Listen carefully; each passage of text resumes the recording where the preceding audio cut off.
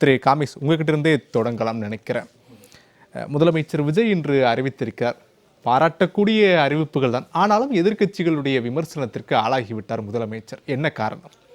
முதல்ல ஒரு குரலோட ஆரம்பிக்கிறேன். ஏன்னா இந்த 3 சிலிண்டர்ன்றது ஒரு சாதாரண விஷயம் இல்லை. அது அந்த அருமை அவங்களுக்கு தான் தெரியும், அந்த பசியோடு இருக்கிறவங்களுக்கு தான். ஆற்றுவார் ஆற்றில் பசி ஆற்றல், பசியை மாற்றுவார் ஆற்றலின் பின் அப்படின்ற வள்ளுவனோட வாக்குக்கு இணங்க, ஒருத்தன் பசியில இருக்கிற வலிமையை விட அந்த பசியை போக்குறதுக்கு ஒருத்தர் முற்படுறாரு பார்த்தீங்களா, அதுதான் இன்னும் சால சிறந்ததுன்னு வள்ளுவன் சொல்றான். ஸோ அந்த இதில் பார்க்கும்போது 3 சிலிண்டர் 6 சிலிண்டர் 3 தானா அப்படின்னு அடுத்த கேள்விகள் எதிர்கட்சிகள் வைப்பாங்க, அது சகஜம். ஆனா படிப்படியாக ஆரம்பிச்சிட்டாரு அப்படின்ற அந்த ஒரு இதை தான் பார்க்குறோம். ஸோ நீங்க பயங்கர நெருக்கடிகள் இருக்கு, கேஸ் சிலிண்டர் கேட்கவே தேவையில்லை, எந்த அளவுக்கு ஏறிக்கிட்டே போகுதுன்றதை பார்த்துட்டு இருக்கோம். இருந்தும் தான் கொடுத்த வாக்குறுதியில் என்னெல்லாம் செய்ய முடியும், எங்கெங்கெல்லாம் அட்ஜஸ்ட் பண்ணி எப்படியாவது ஒன்று அவர் இன்னைக்கு உட்கார்றாரு, இன்னைக்கு சட்டசபை கூடுதுனாலே என்ன 110 விதியின் கீழ் என்ன மாதிரியான ஒரு திட்டத்தை அறிவிக்க போறாரு, அவரோட தேர்தல் வாக்குறுதியில் எதை எடுத்து நிறைவேற்ற போறாரு அப்படின்னு பார்க்கும்போது அதுவே ஒரு ஆர்வமாக மக்கள் பார்க்கக்கூடிய ஒரு என்ன சொல்லலாம்னா ஒரு ட்ரெய்லர் டீசர் மாதிரி ரெடியா இருக்காங்க. பார்க்கும்போது ஃபர்ஸ்ட் லுக்குப்பா மோஷன் பிக்சர் ரிலீசிங் பண்ற மாதிரி அந்த ஒரு மைண்ட் செட்ல இருக்காங்க. ஸோ இது ஒரு ரொம்ப நல்ல விஷயமாக பார்க்கப்படுது. ஒரு பசி இல்லாத தமிழகம் உருவாக்கணும். ஏன்னா நம்ம பேசும்போது நமக்கு மேபி சிட்டியில் எப்படின்னு எனக்கு தெரியல, நான் நிறையா கிராமப்புறங்களை பார்த்துருக்கேன், கண்கூடாக நான் பார்த்துருக்கேன். மாத கடைசியில் அவங்களுக்கு வரும்போது கேஸ் சிலிண்டர் எப்போ தீரும்னு யாருக்குமே தெரியாது. நமக்கு இன்னும் 10 நாள் வரும்னு நினைப்போம், அன்றைக்கே தீர்ந்துடும். இன்னைக்கு தீர போதுமோ ஒரு 10 நாள் வரும். ஏன்னா அந்த எரிபொருள் கணக்கே எடுக்க முடியாதுல்ல, அது ஓடிட்டே இருக்கும். ஒரு மாதத்துக்கு ஒன்று ஜாஸ்தி இருக்கும், கம்மியாக இருக்கும், அது கணக்கே வச்சுக்க முடியாது. அந்த பாயிண்ட்ல எடுக்கும்போது மாத கடைசியில் மட்டும் இந்த கேஸ் சிலிண்டர் காலியாக போச்சு, தீர்ந்துருச்சு அப்படின்னா அந்த ஏழை குடும்பங்கள் இருக்காங்களே, அவங்களோட ரேஷன் கார்டை கொண்டு போயிட்டு மார்வாடி கடையில் அடகு வைப்பாங்களாம். 1000 ரூபாய் மந்த் எண்டில் வச்சுட்டா திருப்பி ஒரு வாரம் கழிச்சதை மாத கடைசி முடிஞ்சு சம்பளம் வந்தோடனே திருப்பி மீட் எடுக்கும்போது 200 ரூபாய் எக்ஸ்ட்ரா கொடுக்கணும், 1200 ரூபாயால். அந்த கணக்கு அந்த பேசிஸில் ஏதோ பண்ணுவதா சொல்லுவாங்க. இது இப்போ எவ்வளோ பெரிய ஒரு ஹெல்ப்ஃபுல்லான ஒரு விஷயமா இருக்கும் அப்படின்றத பார்க்கும்போது ஒரு பசி இல்லாத தமிழகம் இருக்கணும் அப்படின்றத இது விக்கிரவாண்டியில் ஆரம்பிச்சார். நான் வரதே 3 விஷயத்துக்குங்க, வாழ வீடு, வயிற்றுக்கு சோறு, வருமானத்துக்கு ஏற்ற வேலை, இந்த 3 தான் கொண்டு வரேன்னு. வருமானத்துக்கு ஏற்ற வேலையை முதலீட்டாளர்கள் மூலமாக கொண்டு வரதுக்கான கிட்டத்தட்ட 1 லட்சம் பேருக்கு வேலையை கொடுக்க ஆரம்பிச்சிட்டார். இன்னும் பல லட்சக்கணக்கான இளைஞர்கள் கொடுப்பாரு. வாழ வீடு அது கனவு இல்ல திட்டம் ஒன்று வந்துட்டு இருக்கு. கண்டிப்பாக வெற்றி கனவு திட்டம், அது 6000 வீடுகள் இந்த முறை. போன முறை நீங்க பார்த்தீங்கன்னா கூட 2600 சில்லற வீடுகள் தான் திமுக அரசாங்கத்திலேருந்து வந்துச்சு. இந்த முறை 6000, 3 மடங்கு ஜாஸ்தி கொடுத்துருக்காங்கன்னா அப்போ எவ்வளோ பேர் அதனால இதாக போறாங்க. பசி இல்லா தமிழகம் அதுக்கான இந்த சிலிண்டர் கொடுத்துருக்கிறது மிக சிறப்பாக வரவேற்கப்படுகிறது. இதுல இன்னொரு விஷயமும் சொல்லிடுறேன், இன்னொரு விஷயம் நான் முடிச்சிடறேன், நீங்க பின்னாடி வாங்க. அந்த கேள்விக்கு நீங்க சொல்ல போற கேள்வி என்ன தெரியாது, நான் சொல்லிடுறேன். இந்த இடத்துல என்ன பார்க்கணும்னா, கடும் நிதி நிலையை இது சொல்லி எல்லா தேர்தல் வாக்குறுதிகளும் 20 மாதம் 25 மாதத்துக்கு கழிச்சு தான் ஆரம்பிக்கப்பட்டது, 2 வருஷத்துக்கு அப்புறம் தான். ஆனால் ஆட்சி 100வது நாள்லயே தன்னோட பிரதான தேர்தல் வாக்குறுதிகளை முன்னிறுத்தி விஜய் நான் கொண்டு போகும்போது மக்களுக்கு அப்படின்ற ஒரு மைண்ட் செட் இருக்குல்ல, அது போது. இப்படி நான் சொல்றேன் இல்ல காமேஷ் சார், எனக்கு புரியுது நீங்க சொல்றீங்களா, அப்படியே உணர்வு பூர்வமா பேசுறாரு காமேஷ். கிராமங்கள்ல பாருங்க, மாச கடைசியில கம்ப்ளீட் மாச கடைசியில சிலிண்டர் இருக்காது, ரேஷன் கார்டை கொண்டு போய் வச்சு 200 ரூபாய் வாங்கி அந்த கஷ்டம் இருக்கே அப்படின்றீங்களே சார். எப்படி சார் ஒரு கஷ்டத்துக்கும் ஒரு பசிக்கும் வரம்பு நிர்ணயம் பண்றீங்க? 20000 ரூபாய் சம்பளம் வாங்குறவங்களுக்கு மட்டும்தான் 3 சிலிண்டர், ஏன் 22,000 ரூபாய் சம்பளம் வாங்குறவங்களுக்கு அந்த 3 சிலிண்டர் தேவையில்லையா? எப்படி இதெல்லாம் நிர்ணயம் பண்றீங்க? 234 எம்எல்ஏக்களுக்கும் கார் வாங்குறேன்னு பொதுவா அறிவிக்கிறீங்க, ஆனா ஏழைகள், விவசாயிகள், குறிப்பா இது போன்ற பசியால வாடக்கூடிய உங்க காமேஷ் வார்த்தையிலிருந்து நான் பேசுறேன், பசியால ரேஷன் அட்டையை கொண்டு போய் வச்சு வித்து சாப்பிட்ற அளவுக்கு இருக்கவங்களுக்கு எப்படி நீங்க வரம்பு நிர்ணயம் பண்றீங்க? இல்ல, இப்போ அதுதான் அங்க இருக்குது. இது கவர்மெண்டோட இதுக்குள்ள வர பாயிண்ட், ஃபர்ஸ்ட் பாயிண்ட். நான் சொல்லிடுறேன், ஏன்னா அது ரூல்ஸ் அண்ட் ரெகுலேஷன்ஸ்ல வச்சிருக்காங்க. நீங்க அத்தனை பேருக்கும் கொடுக்கணும் தான் ஆசை, அதுக்கு 10 லட்சம் கோடி கடன் இல்லாம இருந்திருந்தீங்கன்னா விஜயன்னா எல்லாருக்குமே அது வயது நீங்க சொன்ன அந்த இதுலயே சொன்னீங்க, ஆசைன்றது வேற, கொடுப்பேன்னு சொல்றது வேற. அதுதான் சொல்ல வரேன். இப்போ 6 சிலிண்டர் கொடுக்கறதுல 3 வந்துருச்சு சார், முதல் 100வது நாள்லயே சொல்லியாச்சு. அடுத்த வருஷம் கண்டிப்பாக நிதிநிலை அறிக்கை சரியான உடனே இன்னும் பெட்டரான அந்த 3 மாறும். என்னுடைய கேள்வி, எல்லாருக்குமே 6 சிலிண்டர் கொடுப்பேன் அப்படின்னு சொல்லிட்டு இவங்களுக்கு மட்டும்தான் நான் 3 சிலிண்டர் கொடுப்பேன்னு நீங்க ஒரு ஃபிக்ஸ் பண்ணிட்டீங்க. இப்ப அடுத்த வருஷம் அந்த 3 6 இல்ல ஏற்கனவே பெர்சன்டேஜ்க்கு வச்சிருக்கீங்க இல்லையா, 20,000 சம்பளம் வாங்குறவங்களுக்கு மட்டும்தான் அந்த 3 சிலிண்டர், அதை அதிகரிப்பீங்களா? அப்ப ரெண்டுல ஏதாச்சும் ஒண்ணுதான் செயல்படுத்த முடியும் உங்களால? இல்ல 3 6 ஆக்குறது அது நமக்கு தெரியாது. அது கவர்மெண்டோட இதுல ஃபர்ஸ்ட் பாயிண்ட். நான் வந்து கவர்மெண்ட்குள்ள இல்ல. நான் இங்க வர பாயிண்ட் நீங்க புரியுங்க. இந்த இடத்துல நீங்க கேட்டீங்க இல்லையா, அந்த 2.5 லட்சம் ரூபாய் வருமானத்துக்குள் இருப்பவர்களுக்கு மட்டுமே நிர்ணயிக்கிறீங்கன்னு. ஏன்னா மாச கட்சியில் அவனால ஒரு 1000 ரூபாய் கூட பரட்ட முடியாத ஒரு சூழ்நிலையில புரியுதுங்களா? சரி, 3 லட்சம் ரூபாய் வாங்குறவங்களுக்கு யோகேஸ்வரனால ஒரு 1000 ரூபாய் பெரட்டிட முடியும். அந்த 3 காமேச்சால பெரட்ட முடியும். இங்க இருக்கிற எல்லாராலையும் ஒரு 1000 அதே கேள்விக்கே வரேன். 3 லட்சம் ரூபாய் வாங்குறாரு ஆண்டு வருமானம், அவரால 1000 ரூபாய் புரட்ட முடியும்னு அப்படி என்ன நம்பிக்கை இருக்கு? 2.5 லட்சம் ரூபாய் வாங்குறவங்களால புரட்ட முடியாது, 3 லட்சம் ரூபாய் வாங்குறனால புரட்ட முடியுமா? எல்லாமே ஒரு நார்ம்ஸ் அண்ட் கண்டிஷன்ஸ்குள்ள தான் நீங்க வந்து கவர்மெண்ட் ரன் இது சிஸ்டத்தை ரன் எப்படி பண்ண முடியும். சார்? இப்ப நீங்க இதுக்கு ஒரு நியாயம் கற்பிக்க முடியாதுல்ல? உங்க பாயிண்ட்குள்ள வரேனே. இப்ப ஒரு உதாரணத்துக்கு வச்சுப்போமே, இப்ப வந்து அரசாங்க பள்ளியில குழந்தைகள் படிக்கிறாங்க. எல்லா குழந்தைகளுக்கும் எல்லாத்தையும் கொண்டு போய் சேர்க்கணும் தான் ஆசை. ஆனா ஒரு குறிப்பிட்ட சதவீதமான ஒரு ரிசர்வேஷன் வச்சு கொடுக்குறீங்கல்ல, அப்ப அது வந்து ஏன் அப்படி நிர்ணயிக்கிறீங்க நீங்க கேட்க முடியும். ஏன்னா இல்ல இதுவே தவறான உதாரணம். இல்ல தவறான ரிசர்வேஷன் வேற, இது வேற. ரிசர்வேஷன் வேற காமேஷ் சார், ரெண்டையும் ஒப்பிடவே கூடாது. இல்ல அததான் சொல்ல வரேன். அப்போ நீங்க 2 லட்சம் ரூபாய் சம்பளம் வாங்குறவனையும் 4 லட்சம் ரூபாய் சம்பளம் வாங்கணும் ஏன் இவனுக்கு கொடுக்குறோம் அவனுக்கு கொடுக்குறோம் நீங்க ஒப்பிட முடியாதீங்க. ஏன்னா இவனாவது தன்னை காப்பாற்றிக்குள்ள இடத்துக்கு ஒரு படி மேல நிக்கிறான், இவன் வந்து தத்தளிச்சிட்டு இருக்கான். இவனை காப்பாத்து. ஏன்னா இந்த இடத்துல என்ன பாக்குறோம்னா, ஐயா உனக்கு நான் கொடுக்கணும், ஆனா நீ பட்னியில இல்ல, ஆனா இங்க ஒருத்தன் சாப்பிடாம பட்னியில இருக்கான், முதல்ல நான் அவனை காப்பாத்துறேன். இது ஃபர்ஸ்ட் எய்ட் மாதிரி.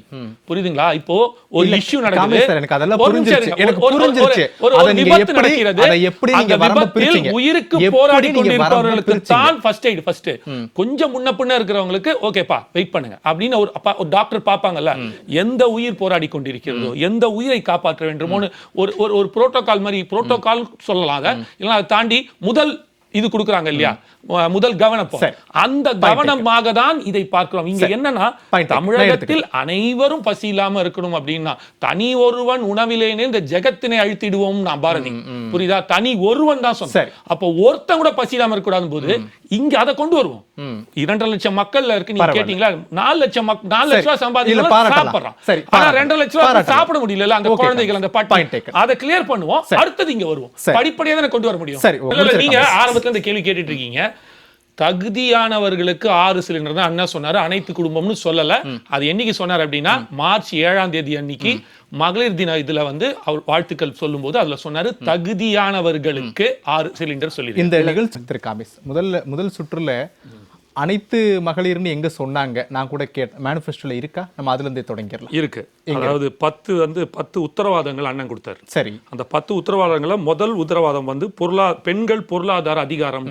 இல்ல அந்த உத்தரவாதம் மட்டும் வாங்க. அதுல 3வது உத்தரவாதமாக ஒவ்வொரு தகுதியான குடும்பத்திற்கும், மறுபடியும் சொல்றேன், 3வது வாக்குறுதி. அந்த 10 உத்தரவாதத்துல முதல் உத்தரவாதம் தான் பெண்களுக்கான இது. அதுல 3வது வாக்குறுதியாக ஒரு தகுதியான குடும்பத்திற்கும் ஆண்டுக்கு 6 இலவச எல்பிஜி சிலிண்டர்கள் வழங்கப்படும்.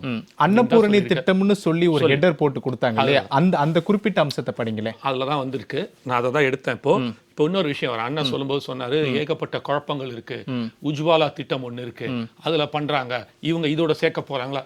கன்ஃபியூஷனே இல்லை சார். இதெல்லாம் ஆண்டுக்கு 3 சிலிண்டர், ஒரு குடும்பத்துக்கு 3 சிலிண்டர் தான் ஆகுமா?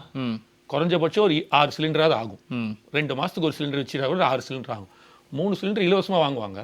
3 சிலிண்டர் அந்த யோஜனா திட்டத்தை உஜ்வாலா திட்டத்துல இருக்கிறவங்க அதுக்கு அப்ளை வாங்கினா தானே 300 ரூபாய் வந்து உங்களுக்கு வந்து சப்சிடி. அந்த 300 ரூபாய் சப்சிடியில் வாங்கிக்க போறாங்க, அவ்வளவுதான். இப்போ 6 சிலிண்டரும் வெறும் 300 ரூபாய்க்கு 1300 ரூபாய்க்கு 1000 ரூபாய் கட்டி வாங்குற இடத்துல இன்று 3000 ரூபாய் மிச்சமாகுது அந்த குடும்பத்துக்கு. இதை நம்ம அப்படிதான் பார்க்கணும். இருக்கிறத ஃபுல்லா அவைல் பண்ணுவான், எவ்வளவு முடியுமா இது பண்ண போறான். சரி, இன்னொரு கேள்வி. இல்ல நீங்க முதல்ல லாஜிக்காவே பேசுங்க. இப்ப என்ன ப்ராப்ளம் நான் சொல்லிடுறேன் வச்சுங்களேன். கேஸ் சிலிண்டர் நீங்க அப்ளை பண்ணி வாங்கினாதான் நீங்க பே பண்ணி எடுக்கணும். சரி, எனக்கு 6 சிலிண்டர் விஜய் நாளைக்கு கொடுத்துட்டாரு, முதல்வர் கொடுத்துட்டாருன்னா நாங்க போவே மாட்டேனே, எனக்கு தேவையே இல்லையே. அப்ப நான் அங்க வெறும் சப்சிடிக்கு 300 ரூபாயை மட்டும் சப்சிடி வாங்குறதுக்காக 1000 ரூபாய் கொடுக்கணும். இங்க ஒட்டுமொத்தமாக மாறுது இல்ல, அப்படிதான் எடுக்கணும். நீங்க இப்ப வாங்கினவங்களை மட்டுமே, வாங்க போறவங்களை மட்டுமே பேசுறீங்க. இந்த திட்டத்தை எதிர்பார்த்து உங்களுக்கு இன்னும் வாக்களிச்சிருப்பாங்க இல்லையா, அவங்களுக்குலாம் நீங்க எப்ப என்ன செய்ய போறீங்க? யாசிர் கேட்டாரு, நீங்க வரம்ப நிர்ணயம் பண்ணிட்டீங்க 2.5 லட்சம் ரூபாய் ஆண்டுக்கு. ஸோ அதுக்கு கீழே இருக்கக்கூடியவங்களுக்கு தான் இப்போ நீங்கள் சிலிண்டர் கொடுக்க போறீங்க. ஒன்று, இவர்களுக்கு 3லேருந்து 6 உயர்த்த முடியும், 2.5 மாற்ற முடியாது அப்படின்றது உங்களுடைய பேச்சிலிருந்து தெளிவாகிவிடும். மற்றவர்களுக்கு என்ன செய்ய போறீங்க? அதுதான் சார் சொல்றேன். ஏமாத்திட்டீங்களா? இது எப்படி ஏமாத்தல்ன்றது வரும்? கவர்மெண்ட் ஸ்டாலின் அவர்கள் சொன்னீங்களே ஏமாத்தாதீங்க, அப்ப நீங்க ஏமாத்துறீங்களே. அது வந்து எப்படின்னா, அனைத்து மகளிருக்கும் சொல்லிட்டு அதுக்கப்புறம் மாத்திர அந்த கிரைட்டீரியாக்குள்ள கொண்டு வரல. இப்ப அனைவருக்கும் வீடு திட்டம் இதுவும் அப்படிதானே சார்? அனைத்து குடும்ப அட்டைதாரர்களுக்கு தானே? இப்ப நான் படிச்சேன்ல உங்ககிட்ட சார், அனைத்து குடும்ப அட்டைதாரர்கள் 10ன்னு சொல்லி பெண், அதாவது வாக்கு இது வந்து இது கொடுத்தார்ல, இப்ப நான் உங்களுக்கு படிச்சு காமிச்சேன்ல, உங்களுக்கு வந்து உத்தரவாதம் 10 உத்தரவாதம் கொடுக்குறேன். அதுல முதலாவது உத்தரவாதத்துல 3வது வாக்குறுதியாக பெண்களுக்கு அன்னபூர்ணி திட்டத்தின் கீழ் 6 சிலிண்டர் தகுதியான குடும்பம் தான் சொல்லியிருக்கேன். அதுதான் இங்க வரேன். இப்ப நீங்க கேக்குறீங்களா அனைவருக்குமான வீடு திட்டம்னு நான் சொல்றேன். இப்ப அனைவருக்குமான வீடு திட்டம்னு வரும்போது உங்களுக்கு தமிழ்நாட்டுல இருக்கிற 2 கோடி குடும்பத்துக்கு அந்த வீடு திட்டம் போகுதா? கிடையாது. எலிஜிபிலிட்டின்னு ஒண்ணு எப்பவுமே வரும் சார். நீங்க இன்னொரு விஷயம் வச்சுக்கலாமே, 5 லட்சம் ரூபாய் 12 லட்சமா இப்போ வரைக்கும் வந்து உங்களுக்கு வந்து இன்கம் டாக்ஸ் வந்து இது பண்ணிடுறாங்க. அதுக்கு மேல இருக்கிறவங்களாம் கட்டணும். அப்ப வந்து என்ன சொல்லலாம், அது எப்படி அவங்களுக்கு மட்டும் கட்டலாம் இவங்க மட்டும் கட்டாம விட்டுலாமா அப்படின்னு கேட்க முடியாதுல்ல. ஒரு வரையறை ஏன் வைக்கிறாங்க?